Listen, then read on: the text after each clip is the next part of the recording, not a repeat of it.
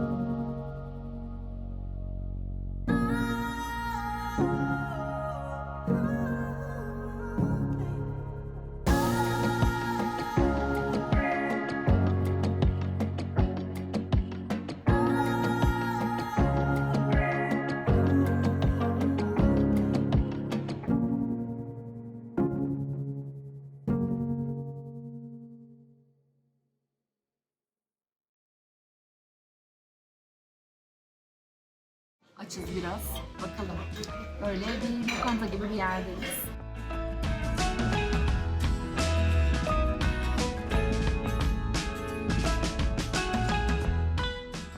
Efsane. Hadi başlayalım. Kaç metre bu?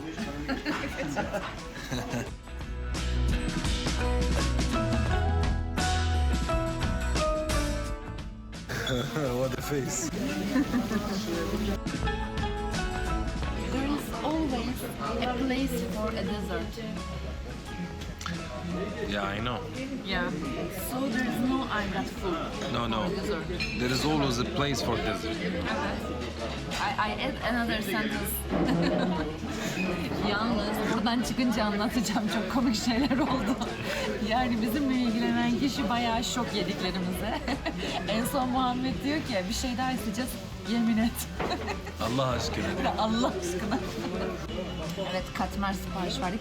İnanılmaz derece çatlayacağız ama çok güzel görünüyordu. Her masada yedi yani, insafsızlar.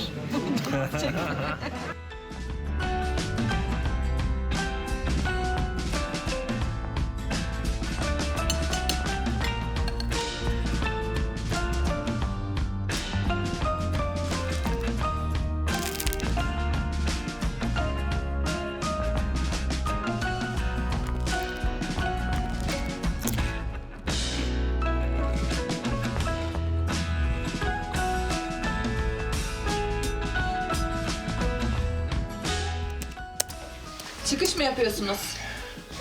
Evet. Son günümüz geldik. Çok güzel bir 3 gece, 4 gün aldık. Güzel. Good afternoon, günaydın. Evet, bugün kalktık, hazırlandık. Şimdi çıkış yapıyoruz. Avanos'a geçiyoruz. Akşam 9.30'a doğru uçağımız var. Buraya tekrar döneceğiz. Havalimanına gideceğiz. Bakalım bugün nasıl geçecek. Bakalım.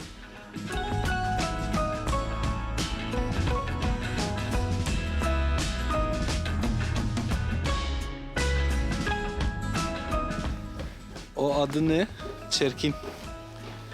Çerkin ama en güzel çerkin.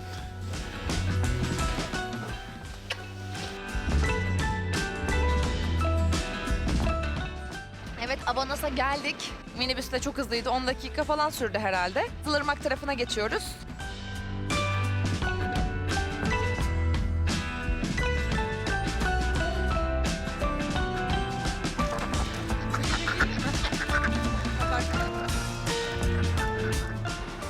Evet, Starbucks bulduk. Mutluyuz. Hadi günlük kahve dozumuzu alalım.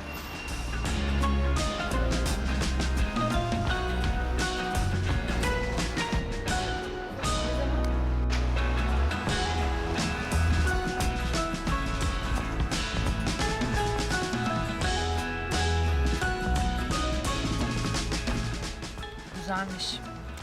Kızılırmak'ın yanında şu an kahve içiyoruz. Kızılırmak biliyor musun? Yok. Kızılırmak. Haberin yok Kızılırmak. Vallahi Türkiye'de lise okumuş her öğrencinin bildiği, herhalde sorsalar bir akarsu, bir ırmak söyle. Ne derler? Kızılırmak, sonra Yeşilırmak.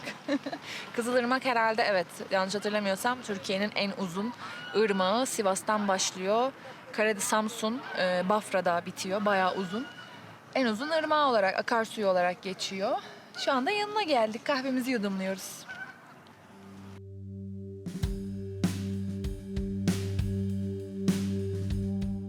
Avanos merkezdeyiz. Bayramtepe'sine geçiyoruz. Biraz etrafa bakacağız yukarıdan.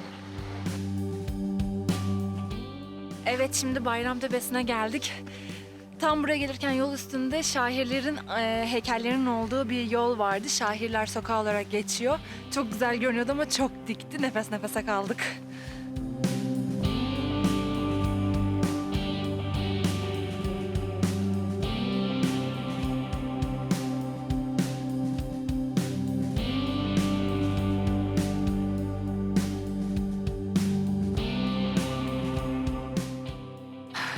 Evet, sanırım bir 2 saatimiz falan kaldı. 2-3 saat.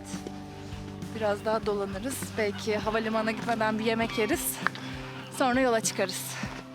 We should. Evet.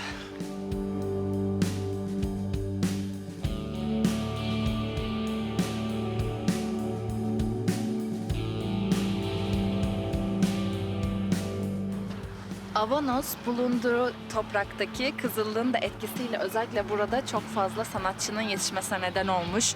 Çanak, çömlek, seramik yapımcılığı burada çok gelişmiş. Çok fazla sanatçının gelip geçtiği ve çok güzel sanat ürünleri bıraktığı bir yer.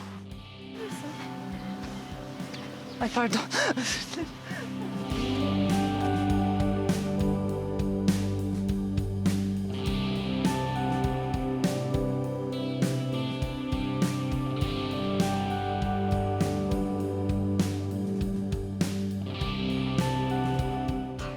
Evet, şimdi geri döneceğiz. Yola çıkıyoruz. Yemeğimizi yedik. Karnımız tok, sırtımız pek.